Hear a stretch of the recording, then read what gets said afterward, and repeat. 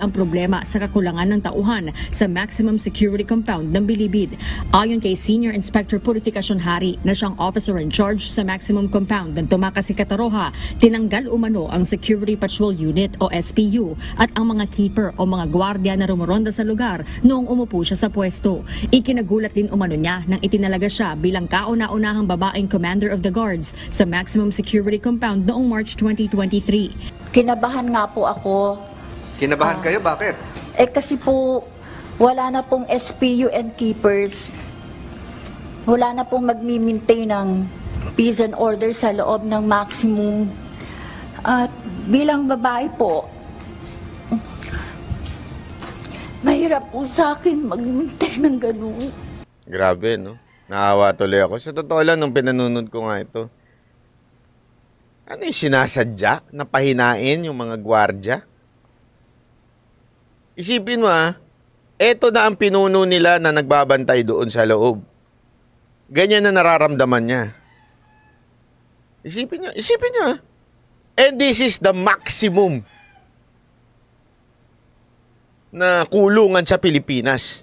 Yan ang inilagay. Hindi ko siya minamaliit Hindi ko siya minamaliit. Pero sinasabi ko, siya nga mismo natatakot Bakit? Ginawa siyang head pero tinanggalan naman siya ng mga nagme-maintain ng kaayusan sa loob.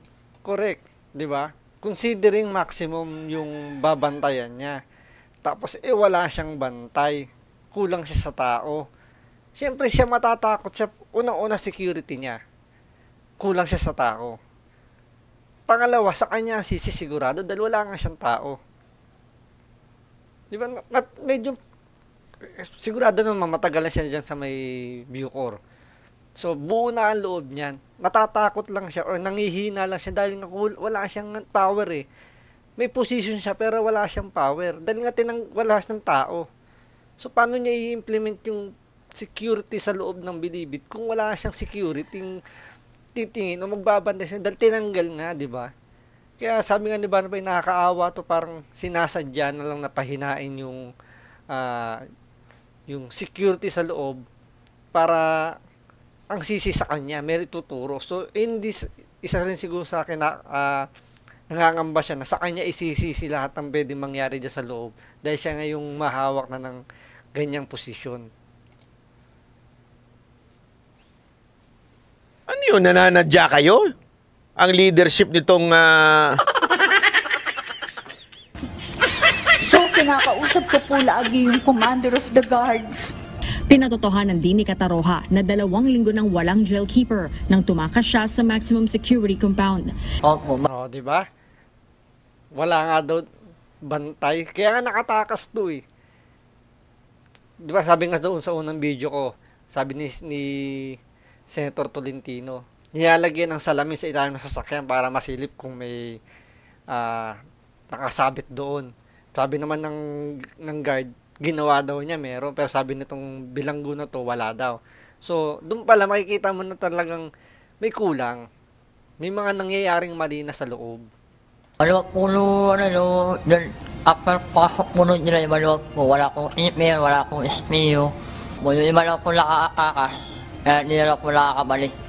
Depensa ng dating officer in charge sa maximum security Ayun! compound na si Deputy Director Angelina Bautista, hindi umano niya trabaho kundi ng camp commander ang pag-assign ng mga tao na magpapatrol. Yung pong sinasabi nilang nirelieve ko po lahat yung keeper at saka SPU. Ang nirelieve po namin, yung pong mga under investigation. Puro kayo palusot. Kasi ganito yan. Ipapakita ko sa inyo Ito. Tingnan nyo Nung pumasok naman yung previous administration, Yan. 2019, Hindi naman po nagkaroon ng ganap na pagbabago sa Bucor. Yun! Ayan na si Kabaligtaran po ang Katapang. nangyari. Nagdala po siya ng tao niya, mga 70, na galing sa labas, galing sa ibang ahensya. Hindi niya Sila mapangalanan. Po ang nagtayo ng... Alam mo kung bakit? Yung mga dinalang tao ni Bantag, diyan, mga asap yun. Alam mo ba, ito lang isang araw. Sa airport. Tsaka di ba, sabi niya 2019 daw nung wala naman daw pagbabago nangyari nung umupo daw si DJ Bantag. Pero kumonti ang droga. nawala usaping droga sa loob. Nagkandamatay yung mga big time drug lord dyan, yung mga high profile na COVID daw. Di ba?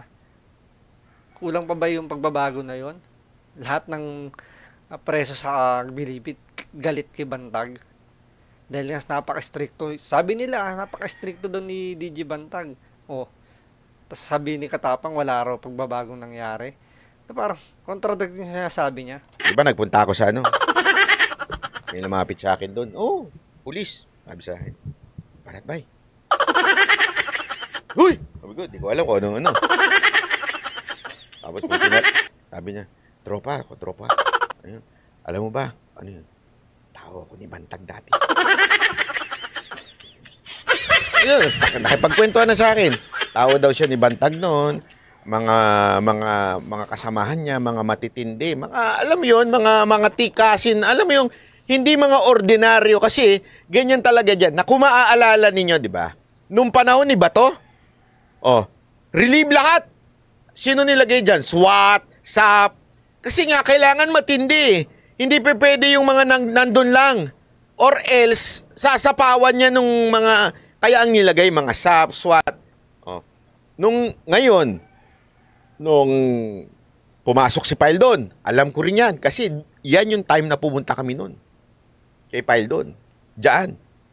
Mga nilagay din niya, mga sundalo. Nung si Bantag, ganun din ang ginawa. Ito, sinasabi niya, hindi niya nga mapangalanan ko anong ahensya. Mga pinasok dyan, talaga mga matitikas. Alam mo, ginawa niya, inamin din niya. Nung pumasok siya, tinanggal niya lahat, pinalitan niya nung sarili niya. Which is yung mga taga doon. Kasi naalala ko yung sinabi ni Bantag halos lahat daw ng mga naandoon na mga taga doon, pasensya na BJMP o sino man kayo dyan, nabahiran na. Kasi nga, familiarity bridge, di ba? Alam naman natin yon. Ang familiarity, nagkakaroon niya ng, alam mo yun, nagkakakutsabahan, ika nga.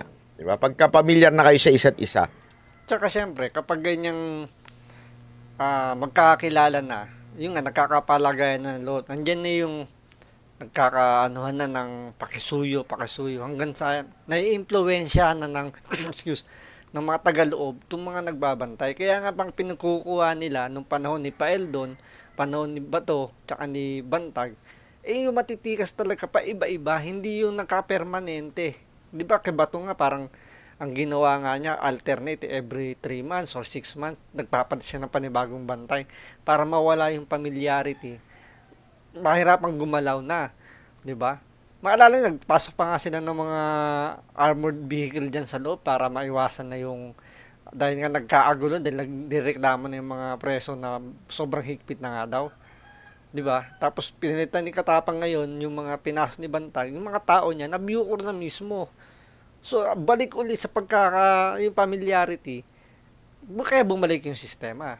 So, ngayon, panoorin pa natin yung mga susunod na development ng issue na to sa mga susunod na araw.